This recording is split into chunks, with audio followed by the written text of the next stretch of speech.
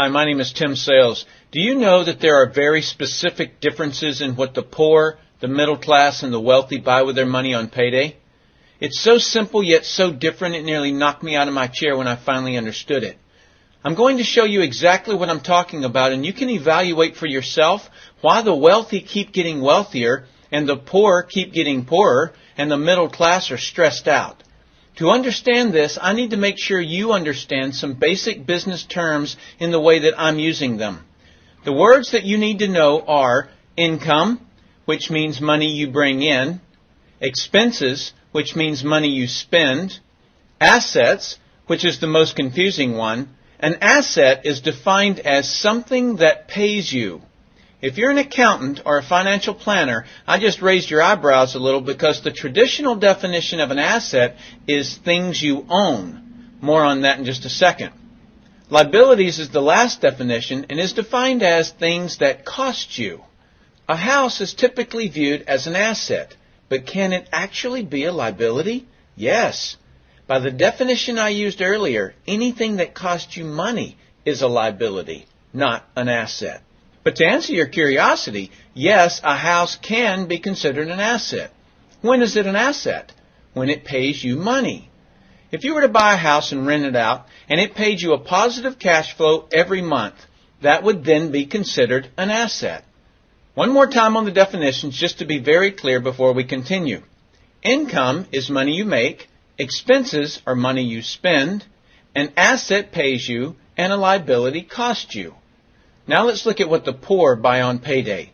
On payday, the poor buy what I'm going to call stuff. What is stuff? Inexpensive things that people buy that they don't really need to survive. You go into someone's house and you can't find any counter or tabletop space in the whole house because of all the stuff on it. You can't find a single foot of white space on any wall in their house because of all the stuff that's hanging on it. Where did they get this stuff? They bought it at the flea market, at the garage sale, at the dollar store, at the craft show. Their house and their car is full and cluttered with stuff. So income comes in on payday and then goes straight out the expense column to buy stuff. The poor really never educate themselves on assets and liabilities. The poor justify their buying all of this stuff by claiming that it costs so little.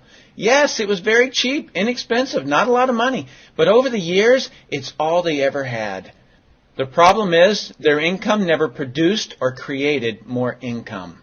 I know this group very well because this was me. This was the way I was raised. I, in no way, am cutting or undermining this group of people or any other group. I just see a lot of financial pain out there and that need not be that way. I only want to help you, and hopefully you'll pass this information on to people you care about. Creating wealth is not a mystery. It's a formula. The only reason someone doesn't create wealth is because they don't know or don't apply the formula. Let's continue on and look at the middle class. The middle class is the group that society mistakenly thinks are the rich. They are not. Yes, they typically earn a six-figure income, but what they buy on payday keeps them prisoners of the middle class. What they buy on payday are liabilities. Remember the definition of a liability? Things that cost you? By buying liabilities, the money gets pushed up and out their expense column.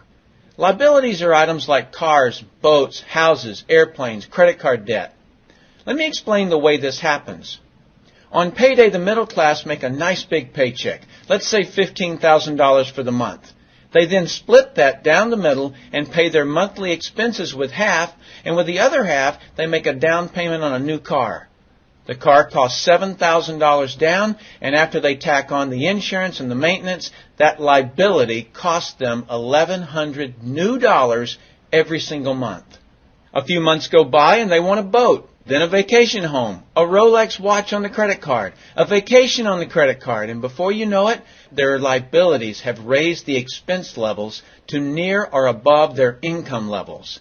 They actually spend equal to or more than they make, meaning that they have to go to work and make a certain amount of money every single month because of their liabilities.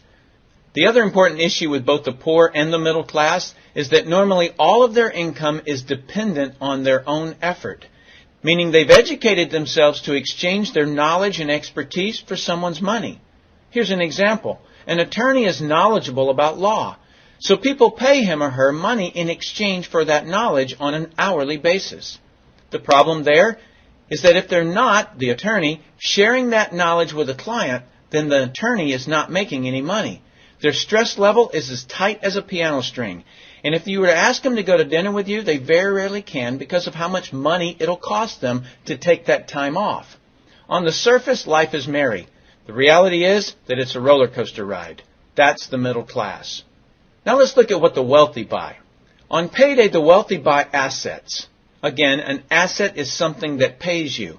If you want to become wealthy, buy assets that then earn you more income. The money wheel looks like this. Buy assets that produce cash, that then buy more assets that produce more cash, that then buy more assets that produce more cash. The wealthy spend their money and buy things that produce more money. Here's a couple of examples of assets that produce more income. Investments are the obvious: stocks, bonds, real estate. Education is another asset. If you learn how to do something and actually do it, that produces more income. That's buying an asset. I heard a great expression once: if you think education is expensive, you should see how expensive stupidity is. Another example of assets you can buy that pay you is businesses, especially those businesses that can create a passive income. Passive meaning that once you build it up, it pays you whether you're still building it or not. A little example is if you buy a pinball machine and put it in a barber shop. You don't spend any of the profits. You save them until you can buy another pinball machine and put it in another barber shop. This, by the way, was Warren Buffett's first business. Warren Buffett, by the way, is one of the top 2 richest men in America. The wealthy are extremely eager to find those passive income businesses because it continues to pay them month after month, year after year, long after they've stopped working the business. That's actually the way I created my millions. I found a passive income business that I built up, and it continues to pay me month after month, year after year. I then took those profits and multiplied them in another passive money business, and then again in another. In conclusion, here's what I've learned. You can't find these passive money businesses unless you're open to hearing about them. Then once you find them, be willing to research them. The reason I say this is that I answered a hokey little ad that I ended up making a couple of $1 million from, simply because of that ad. So these businesses are out there. You just got to find them. You've also got to be educated enough that when the right situation does present itself, you don't miss it. So remember, the poor buy stuff, the middle class buy liabilities, and the wealthy buy assets, preferably businesses that can create passive money. Then take that money and buy another asset that produces more money. That's the wealth creation formula.